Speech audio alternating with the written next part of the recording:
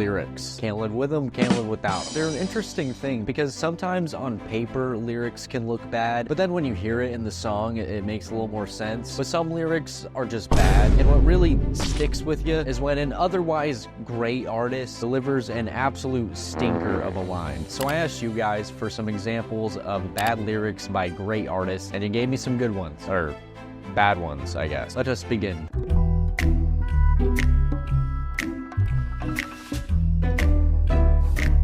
Cardi, my evil twin. This is from Kendrick on the new Playboi Carti album. One of the several interesting features from him on this album. We go dummy. You know, it's a funny thing with Kendrick because I feel like he's had some bars lately where he's just being silly. Like, and I think it would sound a little more corny coming from some different people. This one really veered the line though, especially after all the Drake beef and just the monumental year he's had. I'm sure he recorded this for Cardi like over a year ago at this point, so it probably would have made a little more sense before Not Like Us. I hate to say it, it's funny, but this one is kind of bad. I am H.I.M. the Gen Z Eminem. This is from one of Baby No Money's new songs. I think It Boy. I am H.I.M. the Gen Z Eminem. Is this how we're having the conversation? Is Baby No Money a great artist? I don't know. This is pretty in line for Baby No Money. A lot of his lyrics, especially more recent ones, make it pretty clear that he's like very online and tapped into online culture. So I'm assuming this was like a play on the Gen Z me bruh line from Eminem. You gonna cancel me, yeah? Gen Z me bruh. And I feel like I've seen him mention that this is not a good lyric. It's just bad. Yeah. It's just like not a good time. I don't know, this one kind of doesn't feel like it belongs here, but like objectively, I guess it's a bad lyric, yeah.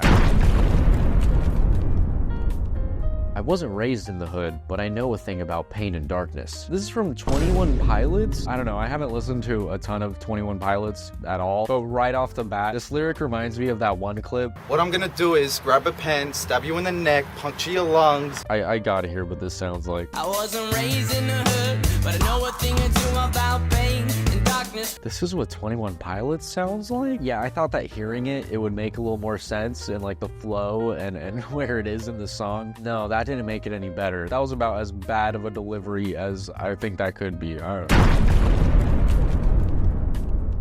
You're so Anne Frank, let's hit the attic to hide out for about 2 weeks. What? That's crazy. This is actually from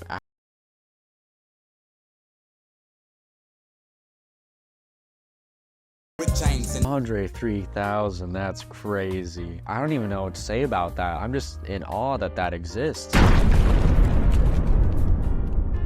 Are you smelling that shit? I don't know this one, so maybe the context will save it. But before hearing it, feels like he was just in the studio, got caught off guard. Hold on, guys. Cut the music. What is that? You smelling that shit? Someone shit their pants? I swear to God, I think someone pooped their pants. I might have pooped my pants. Let's see what it actually sounds like. Are you smelling that shit? Are you smelling that shit? All to faces. That's strange. I think I'm even more confused after hearing the context. The song sounds like it's supposed to be like an inspirational kind of revolution song too. And it just leads up to him saying, hold on, pause the revolution. Are you smelling that shit? Seriously, what does that smell? Ha ha ha, he he he. I'm the laughing gnome, and you can't catch me. You know, sometimes you're just wrong, and that's okay. First of all, this is a great lyric. Love the automatopoeia, if that's what that is. And second of all, it's not even David Bowie saying this. It's the laughing gnome, obviously.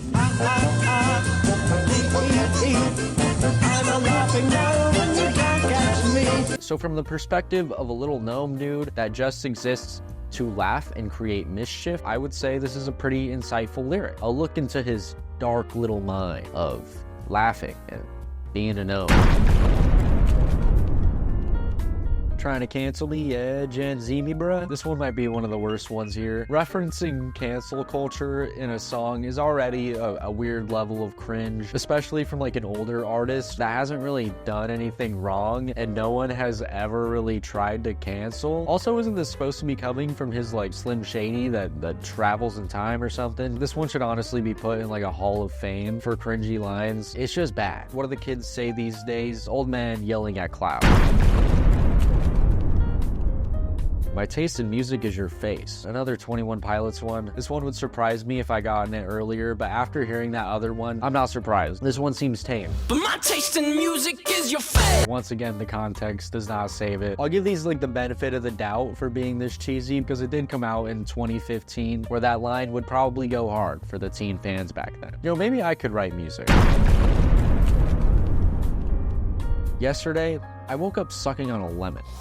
I saw this one a couple times, and I'm surprised that I don't recognize it, because it's apparently in one of my favorite Radiohead songs. I gotta hear the context. Yesterday I woke up sucking on lemon. Is this real? It's been so long since I listened to this. I feel like I'm getting Mandela affected right now. I feel like this line is a deep metaphor for something, that which I do not know. I feel like I can't call this one bad. I don't know, this one is too mysterious to call bad. Got the walls kicking like they 6 months pregnant. This is such a Weekend line. Is this a euphemism for adult time? He's freaking people so hard that the walls are kicking. It's actually a structural hazard. So specific too. Like, you think he had this bar written down halfway and then he had to look up, what stage do babies start kicking? 6 months. I got the walls kicking like they 6 months pregnant. Good to be medically accurate. I think of a banana tree.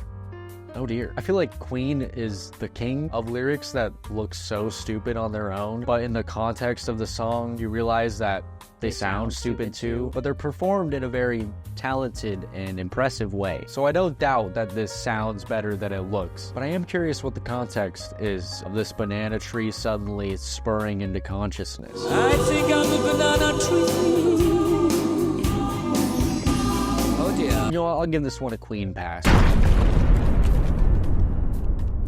Freaking on the go bestiality. This has actually been one of my favorite lyrics lately. It's been a while actually since I've heard something said in a song that actually made me go, and this was one of those. It's on one of Paris, Texas's new EPs. I think this one kind of goes crazy though. It catches you off guard, but every time I hear it, I'm just in so much awe that they actually said that.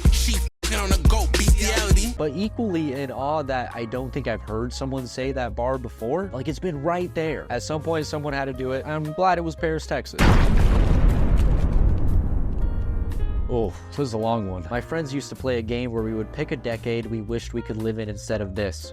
I'd say the 1830s, but without all the racists. Oh man, this one's something. Now, when she's talking about hanging out with her friends, I don't know if she's talking about when she was in her teens or way younger, because this does feel like something I could imagine someone in like middle school or maybe early high school saying when asked this question without like actually thinking about what they're saying. Like, it's not a hard sentiment to understand of being like, you know, I would like to experience like fashion, art, different aspects of this era, only like if the world was actually sick back then and not full of racists and sexists. But yeah, especially coming from Taylor Swift, this one is so detached from reality bad.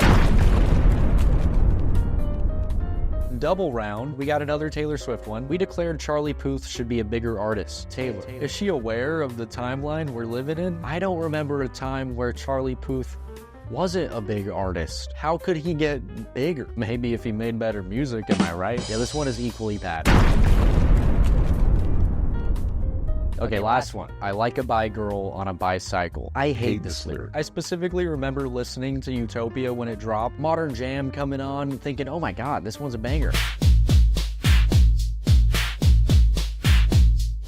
Sounds like a Kanye song, but it's a banger. Then Travis Scott starts actually rapping, and my god, it's bad. I like a bi girl on a bicycle. It's the most badly written lyric I feel like I've seen in so long, and I totally agree with the person that submitted this, saying it makes the whole song feel thrown together, because it was at this moment in the album that I really felt like Travis was not putting like a ton of effort into this. This is like old Lil Yachty level bad.